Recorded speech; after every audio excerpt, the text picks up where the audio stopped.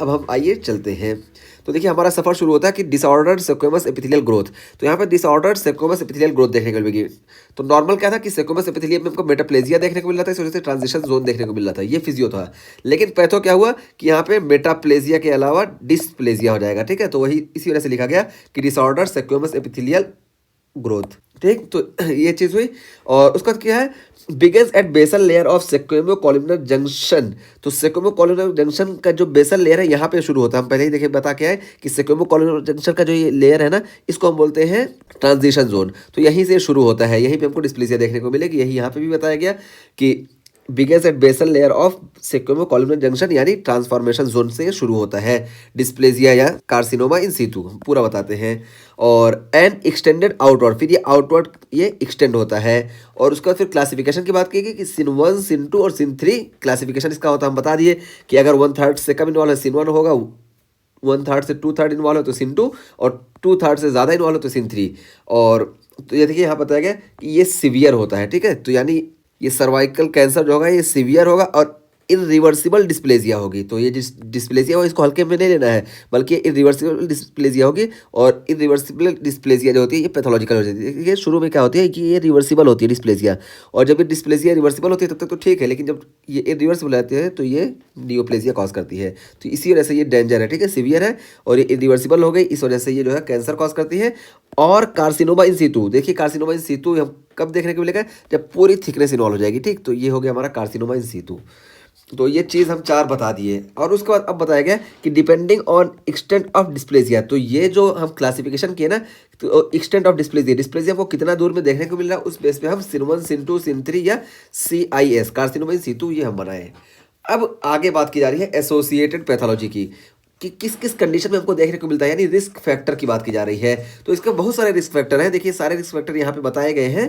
तो पहले हम उसको देख लेते हैं। तो देखिए रिस्क फैक्टर में इसके मल्टीपल सेक्सुअल पार्टनर्स है, HPV ह्यूमन पेपिलोमा वायरस है, स्मोकिंग है, अर्ली क्वाइटार्की है, और डाइएथाइल बिस्टेरॉल, ठीक है। डाइएथाइल बिस्टेरॉल एक्सपोजर की वजह से भी देखने को मिलता है, इम्यूनो कम्प्रोमाइज में भी देखने को मिलता है। और इम्यूनो कम्प्रोमाइज का क्या मतलब है कि HIV जैसे पेशेंट है या ट्रांसप्लांट पेशेंट, तो इसमें हमको इम्यून सप्रेशन देखने को मिलता है, इस वजह से इसमें देखने को मिलता है। तो ये इसके सारे रिस्क फैक्टर हो गए। अब यहाँ पे मोस्ट इंपॉर्टेंट रिस्क फैक्टर इसका जो है HPV इन्फेक्शन है, ठीक है, ह्यूमन पेपिलोमा वायरस इन्फेक्शन, ये मोस्ट इंपॉर्टेंट है। इस वजह से इसके बारे में यहाँ पे थोड़ा डिटेल में बता दिया गया, ठीक है।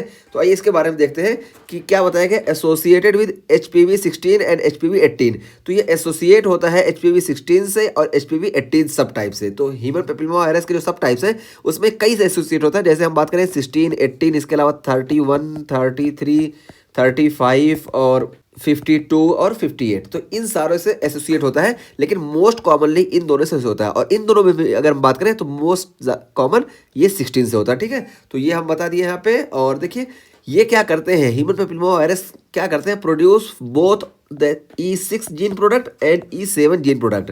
तो ये जो होते हैं ये E6 जीन प्रोडक्ट प्रोड्यूस करते हैं और E7 जीन प्रोडक्ट प्रोड्यूस करते हैं। अब ये जीन प्रोडक्ट जो प्रोड्यूस किए ये कैसे कॉज करते हैं कैंसर। तो देखिए ये E6 जो होता है ना, ये इनहिबिट करता है P53 को, तो इनहिबिट TP53, तो TP53 को ये E6 इनहिबिट करता है। और E7 जो होता है ये राइबोप्रोटीन यानी RB प्रोटीन को ये इनहिबिट करता है, ठीक है। ये रेटिनोब्लास्टो प्रोटीन को इनहिबिट करता है यानी RB प्रोटीन को। तो हमको मालूम है कि ये P53 और RB ये ट्यूमर सप्रेसर है, ठीक है, ट्यूमर सप्रेसर प्रोटीन है। यहाँ पे देखिए हम बात किए थे, यहाँ पे देखिए सेल साइकिल एंड रेगुलेशन में बात किए थे, अब उसकी लिंक दे देंगे, वहाँ पे एक बार फिर से देख लीजिएगा कि ये देखिए P53 और ये देखिए RB प्रोटीन, ये दोनों ट्यूमर सप्रेसर जीन है, ठीक है। जब तक इनका दोनों का सिग्नल नहीं मिलेगा तब तक ये जो है E2F एक्टिवेट नहीं होता है और ये हमारी सेल साइकिल नहीं चलती है, ठीक है। तो ये दोनों का रोल होता है, दोनों ट्यूमर सप्रेसर जीन है, और इन्हीं दोनों को आके ये ह्यूमन पेपिलोमा वायरस के E6 और E7 है ये इनहिबिट कर देते हैं। अब देखिए हम कैसे बताएं कि कैसे याद रखेंगे इसको। तो देखिए याद इसलिए रखेंगे कि देखिए 6 और 7 की बात है, ठीक है। तो 6 और 7 में 6 पहले आता है और 7 बाद में आता है, ठीक, जाहिर सी बात है। और P और R में देखिए P पहले आता है और बाद में आता है। तो पता चला कि E6 जो है ये P53 को इनहिबिट करेगा, और E7 ये बाद में आ रहा है तो बाद में R आता है। तो ये आर को इनहिबिट करेगा। तो यही यहाँ पे बताया गया कि 6 बिफोर 7 और पी बिफोर आर। तो देखिए वही चीज़ चाहे इधर से आप इधर से जिस तरह भी याद रखें कि जो पहले आता है वो पहले वाले को इनहिबिट करेगा, यानी 6 पहले आता है तो ये पी वाले को इनहिबिट करेगा, और 7 बाद में आता है तो ये आर वाले को इनहिबिट करेगा। ठीक, तो ये चीज़ हुई। और उसका फिर देखिए यहाँ पे पैथोगोनोमिक फाइंडिंग की बात की जा रही है ह्यूमन पेपिलोमा वायरस इन्फेक्शन की। तो यहाँ पे क्या होती है, कॉइलोसाइट्स। तो कॉइलोसाइट्स हमको देखने को मिलते हैं ह्यूमन पेपिलोमा वायरस के इन्फेक्शन में।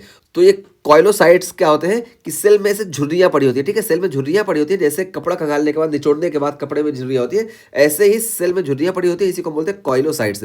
तो देखिए यहाँ पे बताया गया। और हाँ, और इसमें पेरी न्यूक्लियर हॉलो हमको देखने को मिलता है। ठीक, तो सेल में हमको झुर्रियाँ भी देखने को मिलेंगी और पेरी न्यूक्लियर हॉलो यानी न्यूक्लियस के आसपास हमको खाली स्पेस देखने को मिलेगा। तो ये होते हैं हमारे कॉइलोसाइट्स, और ये कॉइलोसाइट्स जो होते हैं ये पैथोगोनोमिक फाइंडिंग होते हैं ह्यूमन पेपिलोमा वायरस इन्फेक्शन के। तो ये देखिए ये सेल है, और यहाँ पे देखिए ये जो सेल होते हैं ये बिल्कुल यहाँ पे देखिए रिंकल्ड सेल है, और यहाँ पे देखिए ये न्यूक्लियस, और न्यूक्लियस के आसपास देखिए हॉलो स्पेस है। ठीक है, पेरी न्यूक्लियर हॉलो स्पेस हमको देखने को मिलता है, और इसी को बोलते हैं कॉइलोसाइट्स। ठीक, तो ये कॉइलोसाइट्स जो है बता दिए कि ये पैथोगोनोमिक फाइंडिंग है ह्यूमन पेपिलोमा वायरस की। अगर कहीं भी हमको कॉइलोसाइट्स देखने को मिले तो हम समझ जाएंगे कि यहाँ पे ह्यूमन पेपिलोमा वायरस का इन्फेक्शन है। और may progress slowly to invasive carcinoma if left untreated. तो देखिए ये स्लोली इन्वेसिव कार्सिनोमा कॉज करते हैं, स्लोली कॉज करते हैं, अचानक नहीं कॉज करते हैं। ठीक है, तो इसमें होता क्या है कि देखिए जब ह्यूमन पेपिलोमा वायरस का इन्फेक्शन होता है ना, तो हम बताएं कि 90, यहाँ पे देखिए हम लिखे भी हैं, 90% केसेस में ये सेल्फ रिजॉल्व हो जाते हैं, यानी हमारा इम्यून सिस्टम काम करता है और इनको हटा देता है। लेकिन 10% केसेस में क्या होते हैं कि ये सर्वाइकल कैंसर कॉज करते हैं। ठीक है, कैंसर सर्विक्स कॉज करते हैं 10% केसेस में। और इसमें भी हम बात करें तो यहाँ पे देखिए बताया गया कि स्लोली प्रोग्रेस होते हैं। तो स्लोली कैसे प्रोग्रेस होते हैं, क्योंकि जब इनका इन्फेक्शन होता है ना तो 10% केसेस में फिर ये क्या करेंगे, इन्फेक्शन कॉज करेंगे, डिस्प्लेजिया देखने को मिलेगा। डिस्प्लेजिया के बाद सिन 1, फिर सिन 2, फिर सिन 3, उसके बाद CIS कार्सिनोमा इन situ, फिर उसके बाद कहीं जाके हमको इन्वेसिव कैंसर देखने को मिलता है। तो ये बहुत लंबी स्टेज होती है। ठीक है, और इसमें लगभग ना 10 से 30 साल का टाइम लग जाता है। ठीक, तो 10 से 30 साल का टाइम लग जाता है, इसी वजह से यहाँ बताया गया कि स्लोली इन्वेजिव कैंसर ये कॉज करते हैं। ठीक है, तो बहुत स्लो इनका प्रोग्रेशन होता है। तो देखिए इतना लंबा इनका ये होता है। और यहाँ पे जब बात आई तो देखिए यहाँ पे देखिए ये बाई मॉडल होते हैं, यानी 35 to 39 ईयर पेशेंट में देखने को मिलते हैं फीमेल्स में, और 60 to 65 में देखने को मिलते हैं। तो पता चला ये बाई मॉडल भी होंगे। और अभी हम यहाँ पे प्रोग्रेशन की बात करें तो बहुत स्लो प्रोग्रेस होते हैं। और उसके अलावा देखिए यहाँ पे क्या है कि ये ह्यूमन पेपिलोमा वायरस इन्फेक्शन इतना ज़्यादा आम है ना, इतना ज़्यादा आम है, और सबसे ज़्यादा कॉमन सर्वाइकल पैथोलॉजी के लिए यही है। इसी वजह से इसकी स्क्रीनिंग ज़रूरी है। WHO ने भी इसकी स्क्रीनिंग को कंपलसरी करा दिया है, और ACOG ने भी इसकी स्क्रीनिंग को कंपलसरी करा दिया है। ठीक है, तो डेवलप्ड कंट्री में मोस्टली ACOG की स्क्रीनिंग प्रोटोकॉल जो है वो फॉलो होते हैं, और अंडर डेवलप कंट्री में WHO के जो प्रोटोकॉल है ना वो फॉलो होते हैं। तो अंडर डेवलप कंट्री में WHO का जो प्रोटोकॉल है ये है कि हम 30 ईयर से ही जो है स्क्रीनिंग करना शुरू कर देंगे।